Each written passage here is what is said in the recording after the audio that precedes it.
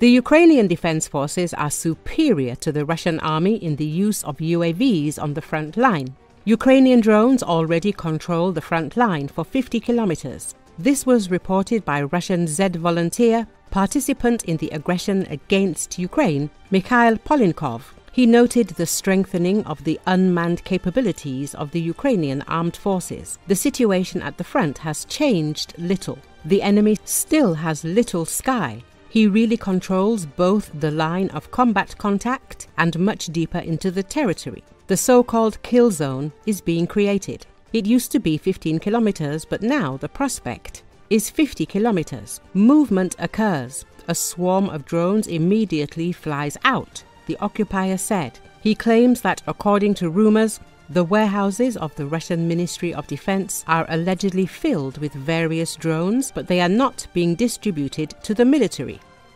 Maybe they are really preparing for war with Europe, Polynkov clarified. Recall 2024 was undoubtedly the year of the first-person view drones. With their characteristic screech through the air and messy static picture, often capturing the last moments of a soldier's life. In 2025, something new has arrived. Images of kilometers-long tunnels of netting erected over entire roads of city streets and fields covered in a dense tangle of glistening thread, and of the same FPV drone strike footage, but now with perfect camera quality.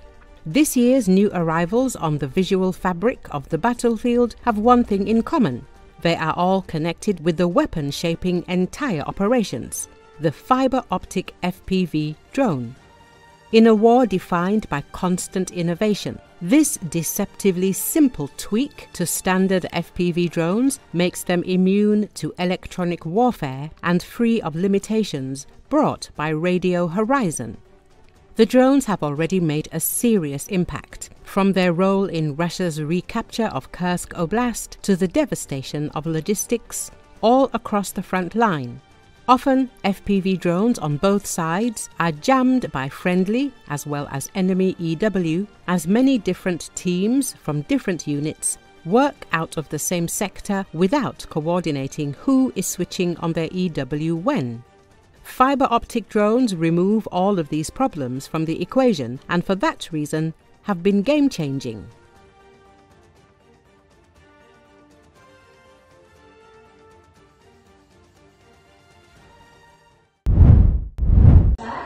Strong fire broke out at the Bolosarkovnaya power plant in Ukraine's Kiev region, local media reported.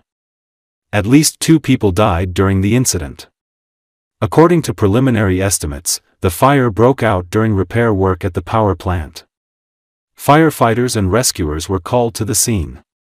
It has been reported that the fire has been extinguished and work is underway to eliminate the consequences of the incident.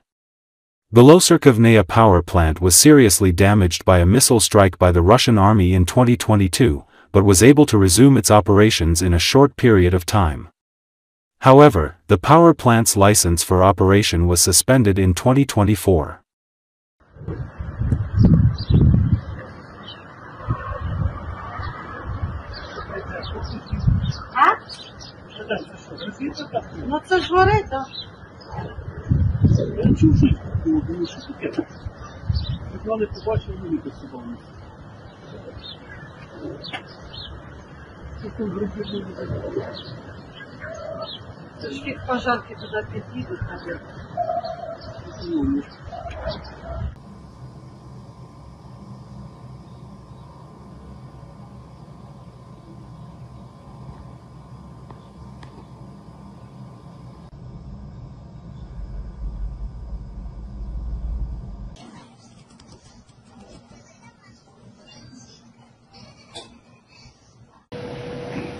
Та ні, наче з труби, блядь, горить.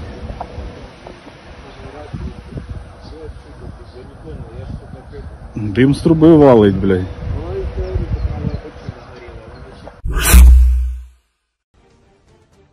Autumn may become the point of final degradation of the Russian army, and at that moment everything will depend on our readiness. This was stated on air by Yevgeny Diki, a veteran of the Russian-Ukrainian War, former company commander in the Aidar Battalion and director of the National Antarctic Scientific Center. On Radio NV, he noted that according to Western media reports, which rely on their insiders in the Kremlin, Russian President Vladimir Putin is allegedly deeply convinced that if he is not forced to sign the freeze on the current line now, then by autumn his army will bring him the Kherson region and the Zaporizhia region, and possibly also Sumy, Kharkov and Dnipropetrovsk. That is, he seems to really believe in it. And judging by the way they behave, by the delegation they sent, with what proposals, it really looks like that. That is, it looks like Vladimir Vladimirovich has not come any closer to the front-line realities. He really can believe that his army will squeeze these regions for him by autumn. In real life, the situation is completely different. The veteran emphasized. The real situation, he added, is that the state of this, unfortunately, still numerically strong, 600,000 strong army is such that over the last year they have taken only Velika Novosyolki. This is a settlement with a pre-war population of 5,000 people. At the same time, the occupiers' losses in a year are greater than in any other year of Russia's full-scale war against Ukraine. Thus, noted Dickey, the Russian invaders can really continue to put maximum pressure like this until autumn. They will be given orders to break through. However, there will be no sense in this. As a result, by autumn, the quantity of their losses will finally turn into quality. It is already turning into quality. This army, unfortunately, still remains scary and powerful only due to its numbers. But at the same time, its quality is far from being as combat-ready as it was even 6 months ago, not to mention 2 years ago, he noted. The veteran emphasized that in this way, by autumn, the Russian army will completely lose its combat capability, and what will happen next will depend on the state in which we arrive at that point. Here is the point of the final degradation of the Russian army. It is somewhere plus or minus autumn.